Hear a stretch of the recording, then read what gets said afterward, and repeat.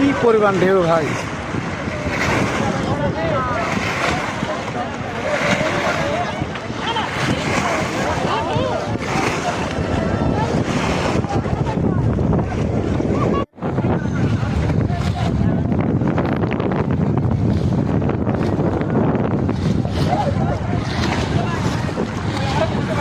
সবাই এসে আনন্দ করে ডুব দিচ্ছে ভাই।